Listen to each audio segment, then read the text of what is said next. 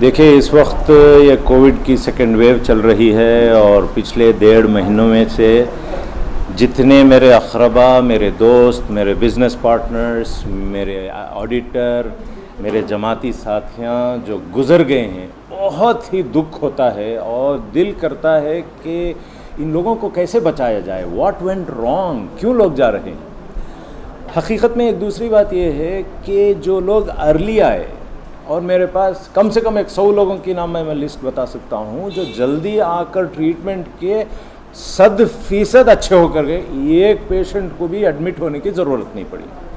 तो इसका क्या गुट है, क्या सीक्रेट है कि कुछ लोग ऐसा सफ़र कर रहे हैं और दूसरे लोग 80 साल वाले, 80 पर 7 साल वाले कोरोना से अच्छे होकर गए हैं।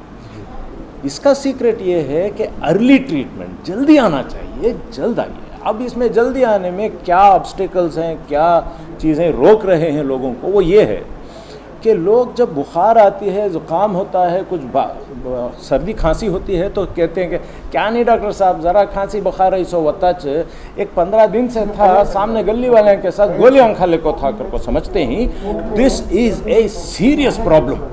ज़रूरत इस बात की है कि एवरीबडी, एवरी सर्दी बुखाम is a COVID until proved otherwise.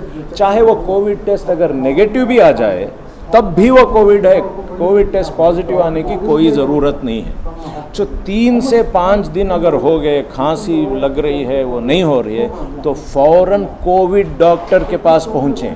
ये नहीं कि डॉक्सीसाइक्लिन ले लें, एजिथ्रोमाइसिन ले लें, आइवरमेक्टिन ले लें, ये ले लें, वो ले लें, सब बेकार हैं। कोविड में होता यह है कि ऐसे बैठे रहते हैं, फिर ऑक्सीजन गिरता है, वो एक मशीन लगा लेते हैं और फिर जैसे कम होता है तो एक ऑक्सीजन सिलेंडर ला के रख लेते हैं।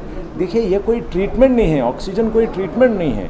उसको ज़रूरत है कि एक डेक्सामेथासोन बोल के एक गोली है, दवा है, और एक वाइसोलोन बोल के दवा है, एक ब्लड थिनर बोल के दवा है, बहुत सस्ते हैं, वो ले लीजिए, अच्छे हो जाएंगे।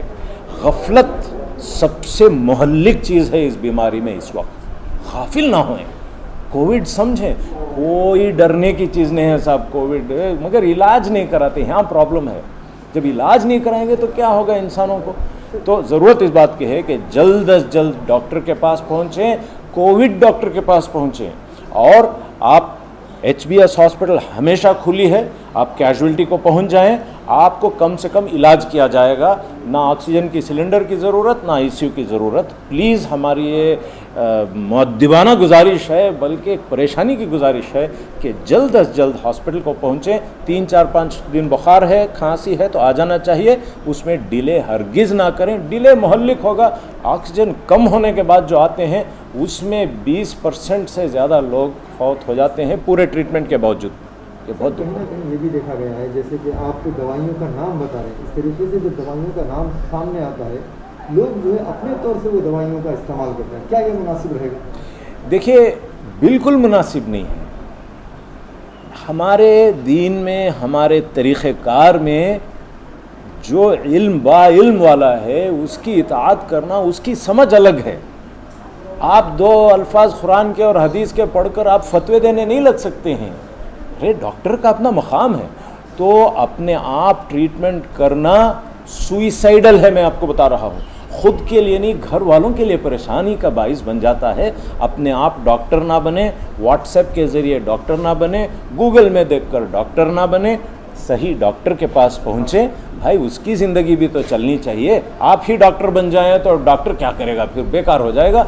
ऐसा ना करें, गलत चीज़ है और अल्लाह ताला के पास जवाबदेह होंगे अगर आप ऐसे काम करेंगे तो। सर, जिस तरह से थर्ड वेव के बारे में बार बार जिक्र आ रही है, इसके ऊपर क्या कहना चाहिए? देखिए, ये बीमारी है ही ऐसी कि वेव पर वेव आते रहेंगे इस पैंडेमिक में, और इसको अगर हमको रोकना चाहिए तो वैक्सीनेशन के बग़ैर ये वेव्स रुकने वाले नहीं हैं। तो ये तीसरी चीज़ है कि हम जल्द अज जल्द वैक्सीनेशन कराएं और जाकर वैक्सीन करा लें। इसके बारे में जो कॉन्स्पिरेसी थियोरीज़ हैं, वैक्सीनेशन कराए तो ये होता, वो होता, ये होता, नको लेने का, ये इसके ताल्लुक़ से कोई सबूत नहीं है किसी के पास। ये इंसानी ख़यालात हैं और हम ख़यालात की इताअत करने वाले नहीं हैं। साइंटिफिक प्रूफ्स हैं, अल्लाहु आलम, बाकी चीज़ें हम नहीं जानते हैं। हम वैक्सीनेशन लेंगे और खुदा से उम्मीद करेंगे, ऊँट को बांधेंगे और उस पर तवक्कुल करेंगे। ये तरीक़ा होगा हमारा।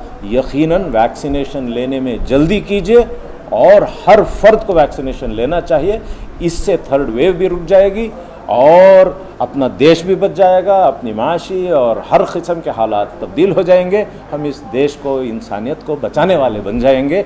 बराह करम जाकर वैक्सीनेशन लें और थर्ड वेव को रोकें इंशाअल्लाह। अब लोगों में कन्फ्यूजन ब्लैक फंगस के नया शुरुआत हो रही है। जी देखिए, ब्लैक फंगस ये सब बातें बहुत दूर की बातें हैं। वैक्सीनेशन लो, डॉक्टर के पास ट्रीटमेंट कराओ और पूरे बेंगलुरु में 50 केस आंकों है तो बहुत उत्तच और हाँ बहुत रेयर चीज़ है ये है, मगर इतनी रेयर है कि 50 भी आ जाए तो बड़ी परेशानी होती है। बहुत ही मुहल्लिक और ख़तरनाक बीमारी है। आंख निकाल देते हैं, कान का पूरा ऊपर का जबड़ा निकाल देते हैं और बहुत ही डरावनी बीमारी है वो, मगर it is a rare. Doctors will take care of it. आप परेशान होने की कोई ज़रूरत नहीं है उसमें। ये एक मेडिकल अजूबा है वो, उसको हम टेक केयर कर लेते हैं, इसकी कोई परेशानी जी। उसकी अलामत ये है कि वो नाक में बूजी आ जाती है, फंगस जिसे बोलते हैं। जैसा ब्रेड पे रखे तो बूजी आती है ना, वो सेम म्यूकर बूजी है, वो फंगस है जो नाक में ग्रो हो जाती है। अब वो नाक में ग्रो होकर अग्रेसिव हो जाती है तो नाक लाल हो जाती है, अंदर साइनस में घुस जाता है, आंख ऐसा फूक जाती है और लालागी आ जाती है और कालापन शुरू हो जाता है, रेड होकर ब्लैक निकलने को लग जाता है, दिखने को लग जाता है। ये उसकी अलामत है। तो नाक ब्लॉक हो जाती है, नोज़ ब्लॉक है ना, दर्द चेहरे में, साइनस में दर्द और नोज़ ब्लॉक, ये उसके अलामत होते हैं। तो पोस्ट कोविड, ये कोविड के बाद का किस्सा है, मरहला है।